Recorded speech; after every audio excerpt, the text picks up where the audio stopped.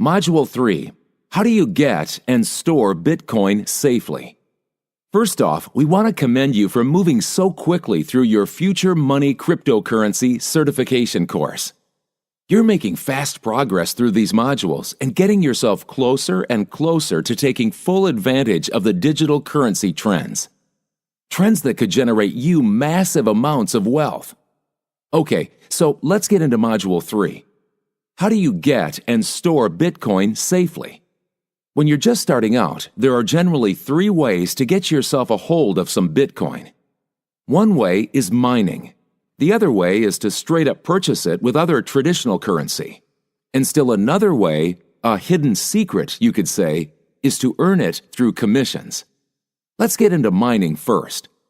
Mining is the process whereby anyone with access to the internet and the right type of hardware, software, can engage in the process of verifying transactions that occur on the blockchain.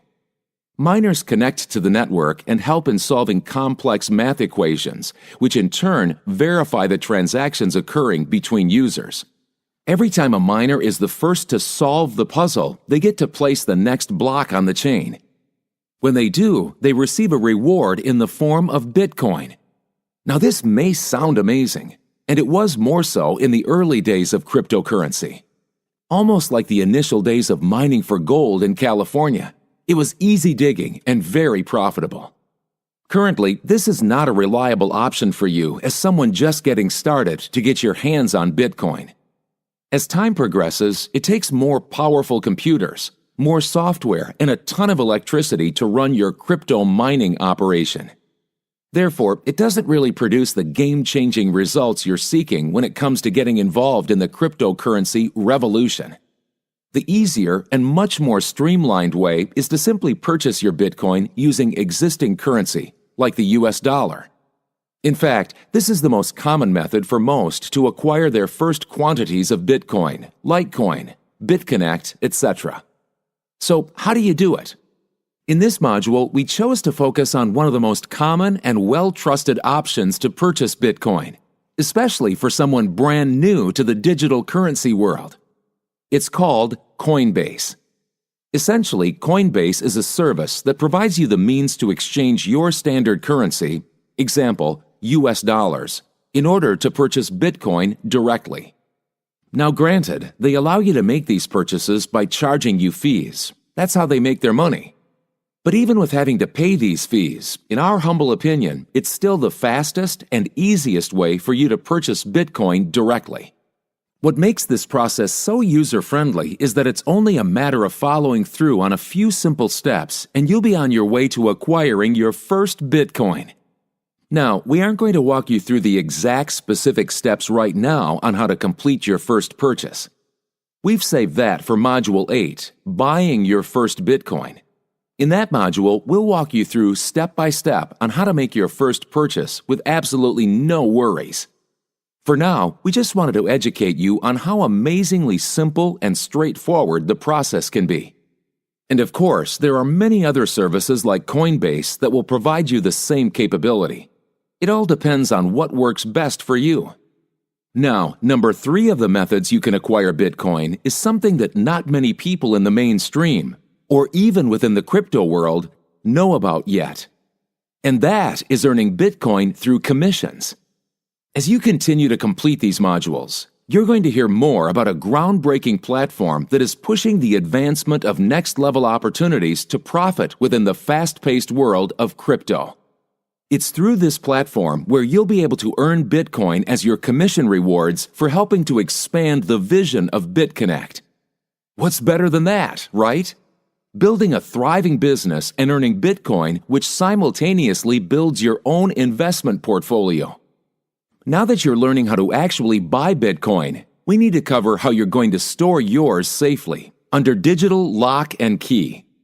For that, we're going to return to your cryptocurrency wallet. We just covered a lot on that in Module 2. If you need a quick refresh, go watch that video again now. When it comes to the security of your Bitcoin, there are a few different options and approaches. It all depends on what you value most. Security balanced with ease of access? Or would you rather have ultimate security even though it might take a few extra steps to access and use your crypto wallet? Again, this all depends on you and your personal preferences. When it comes to your digital currency security, you have essentially 4 options for storing Bitcoin. 1. Third party. You can store your Bitcoin in a wallet set up with a third-party service. We previously mentioned Coinbase. They have their own digital wallet that you use as you buy and sell Bitcoin. Now, of course, having your crypto wallet stored with a third-party service tends to go against the founding principles of cryptocurrency, as it makes your wallet more exposed to possible hacks and security breaches. In other words, you have to rely on that company to maintain high standards of security for your protection. Plus, on top of all that, the company has the control of your private keys.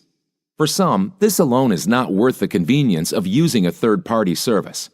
As we continue through these options, you'll see the constant balance of security versus ease of use. 2. Your personal software wallet. You can store your wallet digitally on your own personal computer, smartphone. Now granted, this is much better than option number 1 because at least you're the one with control of your keys. You're more in the driver's seat. But at the same time, since your wallet is on your computer, smartphone, you're of course connected to the internet at all times, which of course can leave you open to hacking attempts. 3. Your personal hardware wallet. This option puts you in complete control of your wallet's security. Essentially, you have your own external drive that plugs into your computer when you wish to manage your crypto accounts. Some popular hardware wallets come from brands like Trezor and Ledger Wallet. The reason these hardware wallets are far more secure is because you plug it in when you make a transaction, but then unplug it from the internet when not using it. Now granted, you can still be prone to hacks as malware, etc. can be placed on the computer, device, etc. when the device is connected online. But this is still far more secure than third-party and software wallets. Of course, with the flexibility and offline security capability of your hardware wallet, that also means you are equally responsible if you lose your external drive. Again, there's always a give and take to this. 4. Paper wallet. Now this might seem completely contradictory to this current world of high tech, but it is an option. A paper wallet is an actual printout that contains all of your information that would allow you to store your private keys. This is by far the most secure way of storing crypto because it's completely offline, but more of a pain to use it regularly.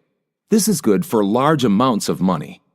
Keep in mind, this is number 4 on the list because once this information is stored on paper, it is now highly possible that it could be stolen, misplaced, or destroyed. If you were to generate this paper wallet, storing it in a safe deposit box or some form of indestructible container would be wise. That's essentially the sliding scale.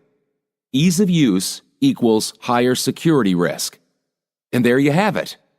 Now you understand how fast and simple it can be to get your hands on your first Bitcoin and how to securely store it.